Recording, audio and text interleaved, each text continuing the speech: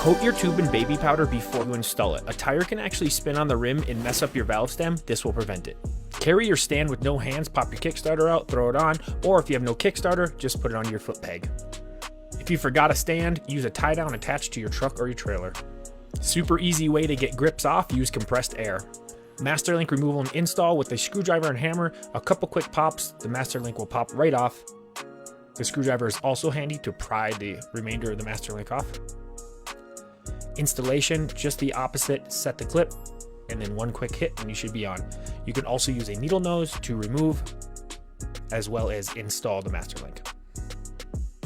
Use a file to remove the dull edges on your foot peg. A sharper foot peg means more grip on the bike.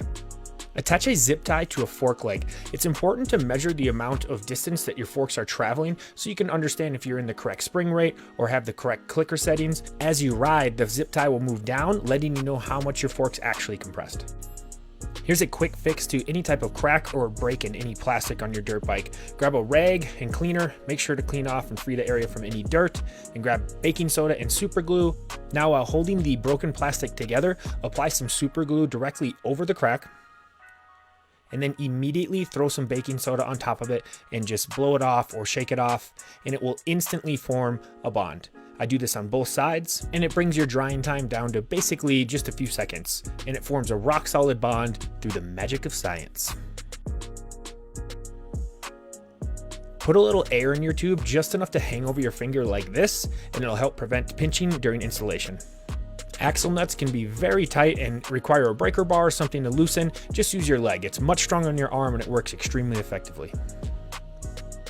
To tighten this gap between your chain adjuster and your axle block, use a folded up paper towel. People put wrenches in here, but metal on metal can damage parts. This will save your tools and works just as well. This durable carpet is generally sold by the foot at a Home Depot, Lowe's, or your local hardware store. It works extremely nice to just lay down when you're getting ready to work on your dirt bike. Your bolts don't roll around, everything stays in place, nice and tidy. A leaky fork seal can ruin a great day of riding. Pop your fork cover off, or just enough to move it out of the way. Clean your fork bottom.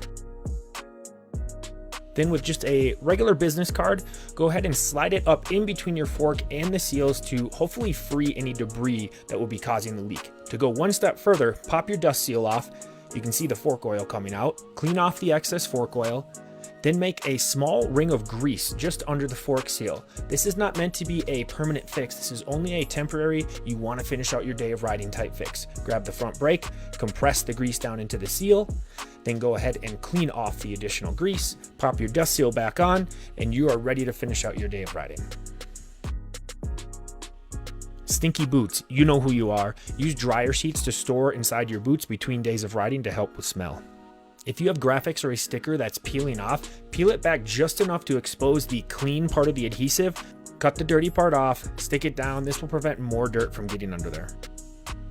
The rubber rim strip bands that come stock on your wheels pretty much always go bad, and it's the protection between your tube and the spokes, making sure that your tube doesn't get any punctures. Pop it off, clean it up, split a duct tape roll in half, and then wrap it around on top of your spokes. 2 layers is a good amount to have.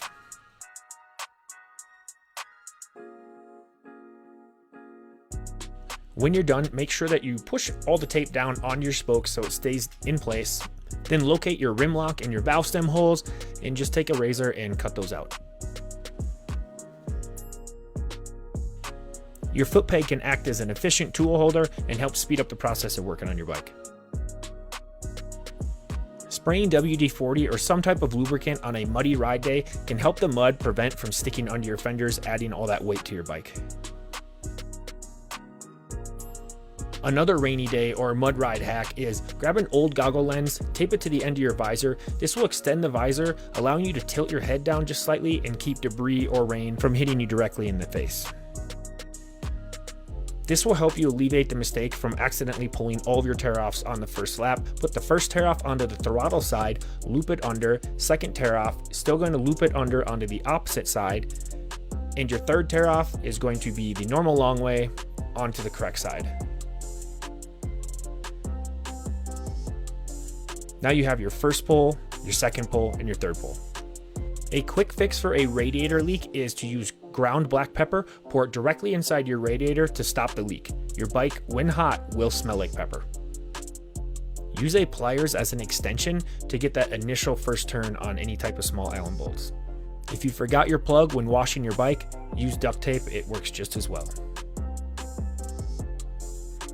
To prevent your grips from twisting on the bars, wrap a piece of wire around twice, cross it at the bottom, and then grab that cross part with a grip pliers or a regular needle nose, twist it a few times, cut off the excess, then push that remaining sharp part up into the grip.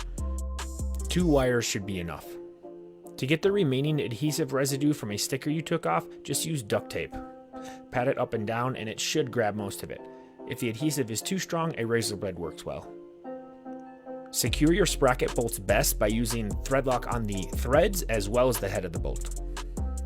To install a valve stem into your rim, make sure your tube has a little bit of air in it, seat it down into the rim. This should give you plenty of room to actually get one of your hands behind the valve stem and then push it through the rim, then get your nut on it right away. Chain adjusters can seize. It doesn't happen a lot, but when it does, it can be a pain. Remove the chain adjuster entirely from the swing arm, twist the nut all the way to the top, and apply grease to all the threads, then install it back into the swing arm, and you'll never have an issue with your chain adjuster seizing. The correct way to do a helmet strap is go through both, over the first metal ring and then under the second metal ring. Chains get nasty and full of gunk.